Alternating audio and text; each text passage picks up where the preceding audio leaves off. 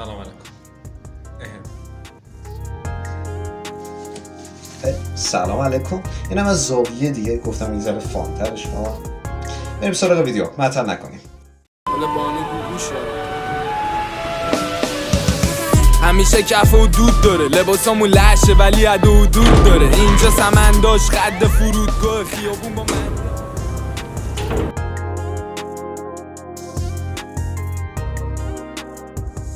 مرسی از اینکه تا اینجا وقت تو برای من گذاشتی. میدونی چون وقت تو برای من خیلی ارزشمنده و من دوست ندارم الکی وقت تو تلف کنی. میخوام یه چیزی رو بهت بگم. من تو زندگیم تجربهش کردم و خیلی تحت تاثیر قرار گرفتم.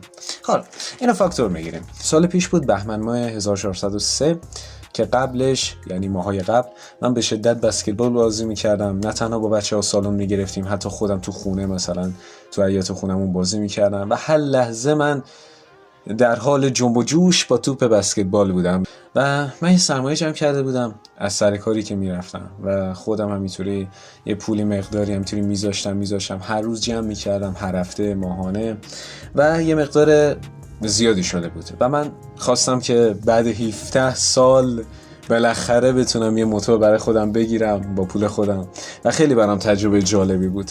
من همونجا بود که با یه بنده خدایی هماهنگ میکنم، میگم اوکی من موتور تو میخوام.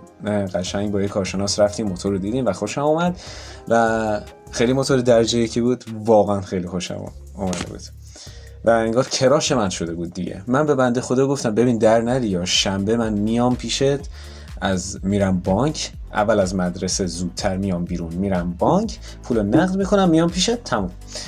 من صبح شنبه میرم مدرسه و زنگ اول میگذره.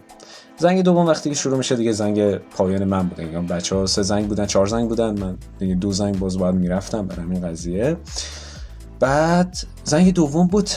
من خیلی صبح شنبه حالم گرفته بود. از جمعهش من حالم خیلی گرفته بود و مثل روزه عادی برای هممون پیش اومده که خیلی بعضی مواقع حالمون خرابه و من صبح شنبه میام خودم رو نفرین میکنم و دقیقا اشاره میکنم به پای سمت چپم و میگم که ببین مچ پای سمت چپم باید اتفاقی بیفته. من همونجا بود که زنگ میخوره و میرم بیرون و یهو بچه‌ها جوشون میگیره، میگن بریم بسکتبال. منم میگم آره بریم همین زنگ تفریح رو یه 10 دقیقه بازی کنیم. و من لحظه آخری سگام چپ میرم. سگام تو والیبال هم هست، تو بسکتبال هم هست. یعنی من سگام چپ رفتم، یعنی پای چپ، پای راست پرش، با دست چپ توپو حمل کردم و تو تور انداختم. و اونجا بود که من میافتم رو زمین، مچ پام پیچ میخوره و یه جور وحشتناک. یعنی من قشنگ پامو داشتم میدیدم، پام یه ور بود اندازه 10 تا گردو 2 تا شفتالو باد. و اونجا بود که دل خانواده منم چرکی شده و گفتم موتور نه.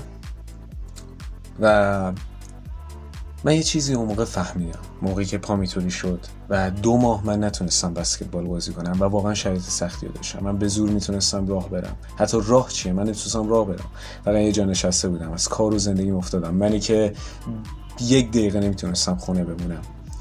این اتفاق برای من افتاد. میدونی میخوام چی رو بهت بگم؟ میخوام اینو بهت بگم. اولین و مهمترین چیز به نظر من اینه که تو به فکر خودت باشی.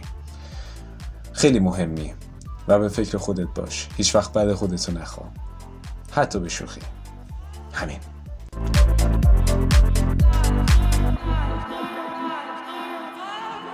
کلی ترک هم باریده پوانده رو میکنم آسیاب به نوبت به موقع شقیب و رقبا نقره داغ شریک و شرک و شبه داغ. خب به خاطر دلایل امنیتی و اینکه اینجا ایرانه دیگه، نمیشه اونطوری که دلمون میخواد.